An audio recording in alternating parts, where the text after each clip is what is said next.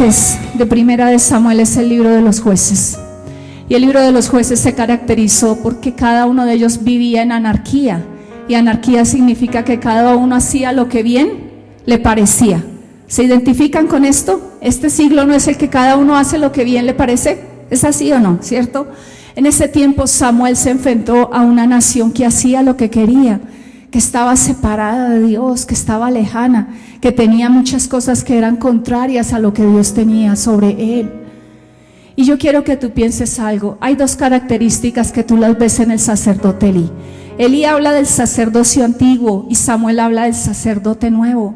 Samuel se levantó como el último profeta de Israel aparte de ser sacerdote.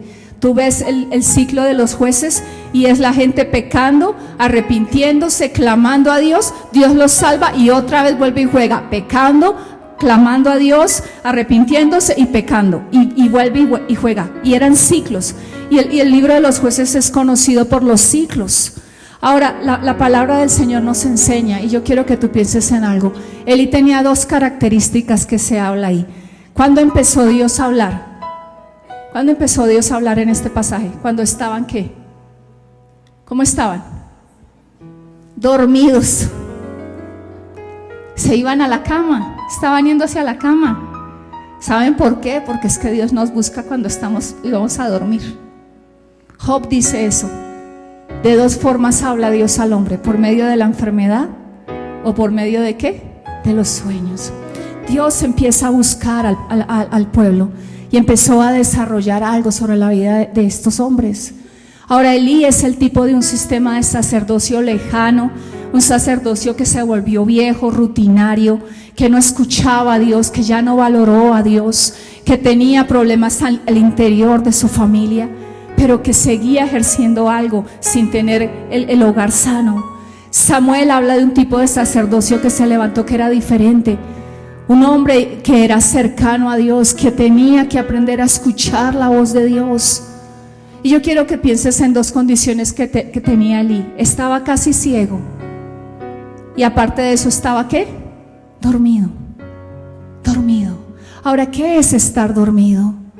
Esta madrugada, cuando yo estaba repasando la enseñanza, el Señor me traía, el Señor me decía: cuando mi pueblo está dormido, es cuando nosotros somos llamados a orar y no lo hacemos.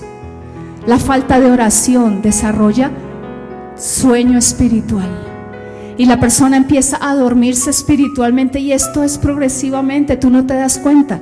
¿Cuántos saben que cuando a uno le coge el sueño es como de a poquitos, no? Empieza uno, como dice Urielito, con los ojos golochitos, empieza con los ojos a cerrarlos, y luego se despierta otro poquito y luego ya hasta que cae en un sueño que profundo. La persona que está dormida no es consciente de su alrededor, no percibe las cosas porque está en un estado que no es inconsciente, pero está medio desconectado de lo que está pasando, ¿cierto? Hay jóvenes, y yo se los digo siempre, que confunden morir con dormir. ¿Sí se han dado cuenta que puede caerse una cosa bárbara encima y no se despiertan? Y a veces pasa así en nuestra vida espiritual. Están pasando cosas, pero estamos dormidos espiritualmente. La palabra no puede escasear en nuestras vidas. Y yo quiero tocar hoy tu corazón y decirte: ¿será que tú estás en tu vida como estaba el tiempo de Elí, que escaseaba la palabra? En ti está escaseando la palabra. Tú eres de aquellas personas que ora unos 10, 15 minutos diarios, a veces cuando tienes tiempo, pero la palabra, estás muriendo de desnutrición de la palabra. Desconoces la palabra no ha llegado y está escaseando dentro de ti. Ahora, la segunda característica que él tenía, que era, y que dice ahí, no había visión. ¿Con qué? Con frecuencia. ¿Qué es que no hay visión con frecuencia? Que se sorprendían de que Dios hablara. ¡Ah! ¿Dios habló? ¡Wow! ¿Por qué? Porque nunca escuchaban a Dios. Y para ellos que Dios hablara era como la super, hiper, mega, recontra revelación. Y para algunos de nosotros a veces en la vida diaria, ¿Dios habla? Ay, pero ¿cómo así eso de que Dios habla? Ay, escúchelo, y hacemos lo que hacía el pueblo de Israel con Moisés. Moisés, ve y habla tú con él, lo escuchas y vienes y me cuentas y yo hago todo lo que tú me digas. No, Dios quiere hablarte de manera personal a ti. Eres llamado a tener una revelación. Yo comencé el año enseñando decisiones Y Romanos 8 dice: aquellos que son guiados por Dios, aquellos que son hijos de Dios son guiados por el Espíritu Santo. Nosotros, tienes el derecho y el privilegio de ser guiado ¿por quién? Por el Espíritu Santo. Él quiere hacerlo, pero Él tiene que llevarte a que tú tengas un encuentro con la palabra de Dios y que la palabra de Dios no escasee en tu vida. A veces la palabra escasea demasiado en nuestras vidas, y cuando la palabra escasea no hay frecuencia. La generación de Elí fue una generación que no tenía frecuencia, no tenía continuidad. Y hoy en día nos pasa a nosotros eso. ¿Cuántos hicieron la promesa de que voy a leer la Biblia este año todos los días? Y la leyeron los 3 primeros días y ya después ya no la leyeron. ¿Pasa así, hermanos, o estoy diciendo mentiras? A ver, ¿quiénes están acá y son vivos como yo y fallamos y tenemos inconstancia? ¿Acá? ¿Solo yo? Ah, bueno, qué bueno que nos identificamos y todos somos de carne y hueso. Fallamos, pero Dios quiere cambiar eso sobre nuestra vida. La frecuencia. Dios quiere que tú tengas frecuencia. Ahora, la segunda cosa que yo quiero hablar esta mañana es el sacerdocio que oye, que tiene una visión de Dios. Es un sacerdocio que tiene 2 generaciones marcadas haciendo lo que Dios quiere que ellos hagan. ¿Y cuántos son mayores de 30 años aquí? Bueno, esta palabra es para ustedes. Solamente estos, muestre cuántos hay. Está como poquitos. Hay unos que están ocultando ahí la edad. Siéntase orgulloso de la edad que tiene. Todos tenemos más de 30. Yo tengo 46 y soy feliz. Sí, y cuando cumpla 50 yo le digo a Juan: voy a tener el cabello blanco y no me lo voy a tinturar más. Voy a ser una viejita feliz con mi cabello blanco. Y voy a descansar de las tinturas, Padre, gracias. ¿Saben qué, hermanos? La palabra para ustedes es esto. Elí fue un hombre que tuvo una revelación de Dios. Elí tuvo una revelación de Dios sobre su vida. Pero Elí, cuando la palabra que le dieron, ¿cuál fue la palabra que recibió Samuel? ¿Qué le dijo Samuel? Dios a Samuel: voy a enviar ¿el qué? El juicio. Voy a enviar juicio sobre tu familia. Y tus hijos tú no los has estorbado y yo los voy a quitar. Y a ti también. ¿Tú te imaginas esa palabra de juicio sobre la vida de uno, hermano? Yo de ese hombre, yo creo que yo no sé qué hubiera hecho. Pero ¿cuál fue la reacción de Elí?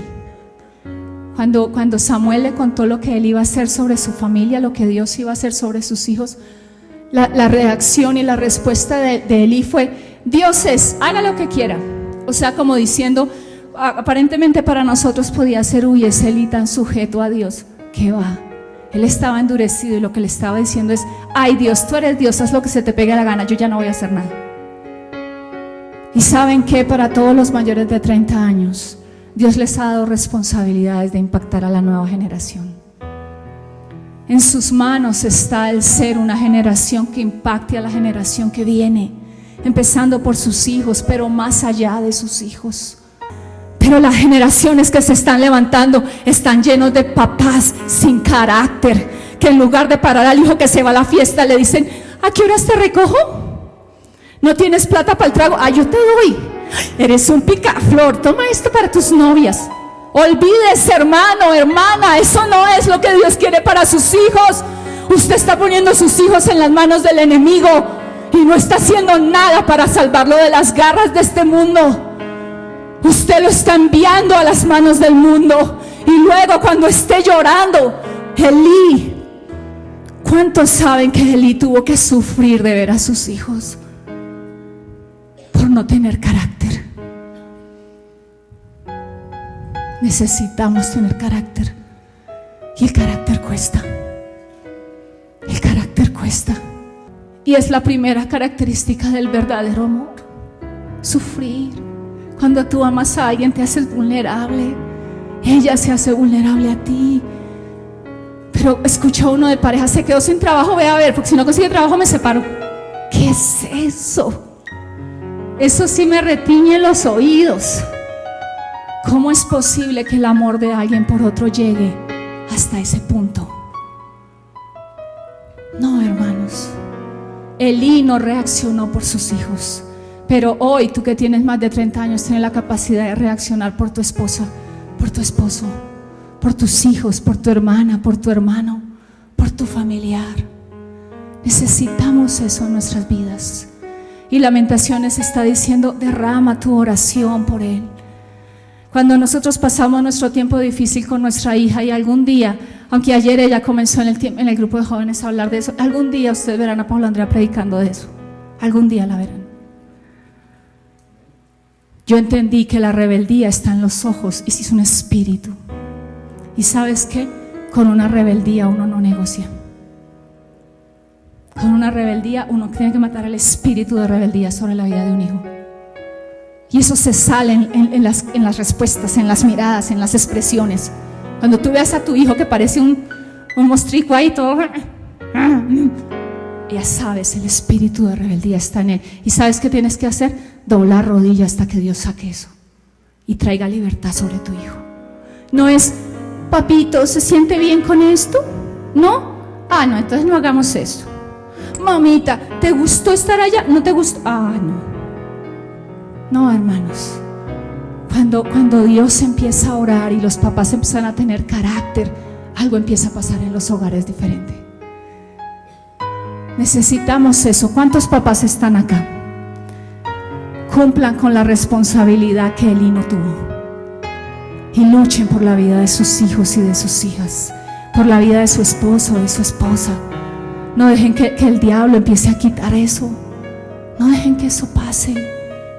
A los que aman a Dios, todas las cosas les ayudan a bien. Si tu esposo está mal, pues ora, dobla rodilla. Si es tu papá, pues haz lo mismo. Si es tu hijo, pues haz lo mismo. Pero guerrea, hermano. Derrama tu corazón como ¿qué? Como agua delante de la presencia de Dios, implorando la vida de tus pequeñitos. Instruye al niño en su camino, y aun cuando él fuere viejo, no se apartará. Ahora, ¿quiénes están aquí menores de 30 años? Levántenme su mano. O que están sobre los 30. Ahora la palabra de Dios para ustedes es esta. Samuel iba al templo. Samuel estaba en el templo. Pero ¿saben qué? ¿Qué dice ahí en 1 Samuel 3? Que Samuel no conocía a Jehová. Pero en el 1 dice que ministraba. Sí, ministraba delante de Jehová y del sacerdote Elí, pero no conocía a Jehová. Y dice, y la palabra de Dios no le había sido ¿qué? Revelada aún. Hay muchos de ustedes que pueden estar aquí en el templo, pero la palabra de Dios no le ha sido revelada. Por eso es que hoy dicen: yo soy cristiano, y mañana no, ya me volví católico otra vez. Y luego no, ya conocí la nueva era, ahora estoy adorando ángeles y estoy... ¿Qué? Que no has nacido aún, que no has conocido a Dios, que cuando uno echa para adelante y ha nacido en la fe, nunca retrocede, porque aquel que ha nacido de Dios vence el mundo, se enfrenta a las luchas y nunca deja a Cristo, nunca retrocede, porque la simiente de Dios le ha hecho victorioso y su fe ha vencido al mundo, dice 1 Juan 5. Necesitamos tener una fe diferente. Samuel tuvo que aprender a conocer a Dios. Y ustedes jóvenes, cada uno de ustedes tiene una responsabilidad. El conocer a Dios no es de tu papá. Si tú eres un hijo que el papá lleva empujones a la iglesia, arrepiéntete. Tú necesitas a Dios. No es tu papá el que necesita que tú vayas a la iglesia. Eres tú quien necesita a Dios. Samuel tuvo que aprender a conocer a Dios. Y la palabra para la vida de Samuel le fue ¿qué? Revelada. Nosotros podemos saber la Biblia de memoria. Es más, a veces usamos la Biblia y podemos agarrar a otros ¿a qué? Perdón, ¿a qué? ¿Sí? Pero ni para acá, nada. Todo para allá, pero no para acá. La Biblia tiene que ser la palabra de Dios, pero luego tiene que ser revelada a nuestro corazón.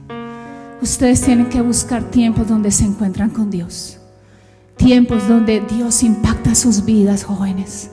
Tiempos donde no por su papá o su mamá, pero por ustedes mismos Dios impacta sus corazones.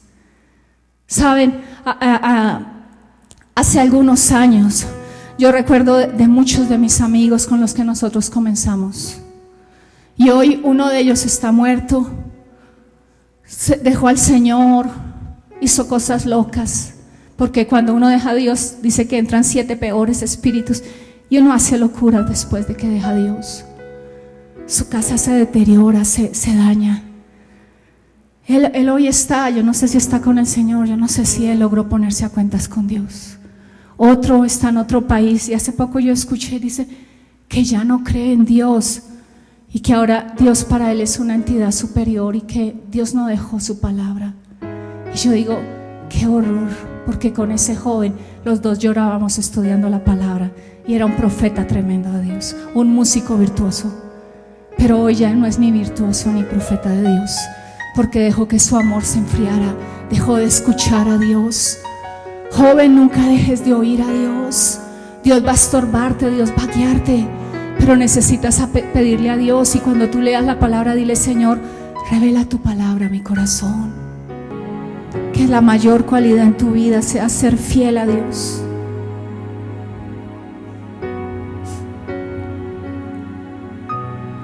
Samuel bendijo no solo su vida, bendijo a toda una nación.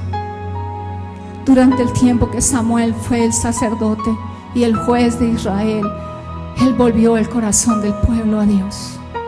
Fue un instrumento para que la nación se acercara a Dios, por medio del rey Saúl, y aun cuando el rey Saúl falló, y luego por medio del rey David.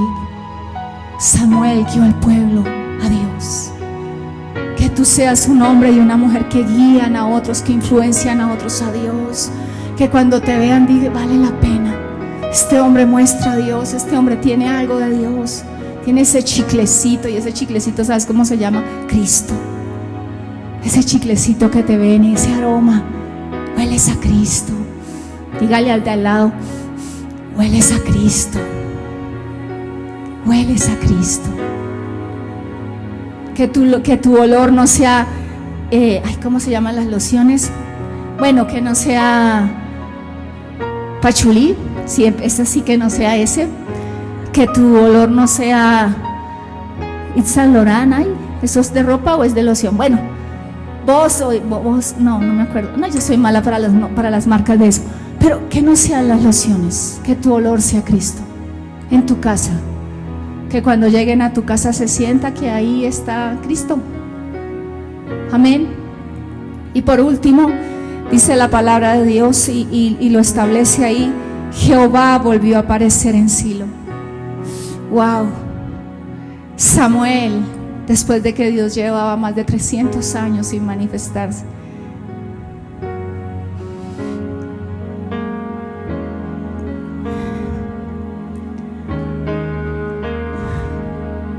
a este mundo le falta que Dios se aparezca. Pero Dios ha elegido que seas tú a quien Él se manifieste. Y cuando Él se manifieste en tu vida, la gente verá a Dios. Yo siempre peleo con Dios y le digo: ¿por qué en el Antiguo Testamento tú te movías, enviabas fuego, enviabas ángeles, enviabas carros de fuego todos los días? ¿Dónde está el Dios del Antiguo Testamento? Le he dicho a Dios, todos los días se lo digo, porque yo creo en un Dios que es así, que es real, que es vivo, que es palpable, que cambia, que toca, que transforma, que hace algo que cambia la vida de los seres humanos. Y yo digo: Señor, ¿por qué ahora ya no lo haces tanto? Y dice: porque yo te elegí a ti y a cada uno de los que están aquí para parecerme a otros, para que otros vean en ti lo que yo soy, para que mi vida en ti fluya y se muestre a otros. Dios quiere manifestarse a tu vida y aparecer de nuevo en esta Colombia, en esta Bogotá, en tu trabajo, en tu universidad. Tú has sido puesto para mostrar a Dios, no para que el mundo te coja y tú muestres todo lo contrario a Dios. ¿De qué sirve tener la cara de afuera bien si la cara de adentro está mal? Dios quiere impactar y manifestarse a ti. Dígale al que tiene al lado: deja que Dios se manifieste en tu vida.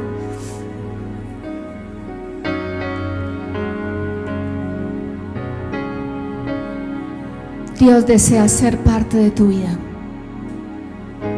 y más que parte desea ser tu vida. Ponte en pie.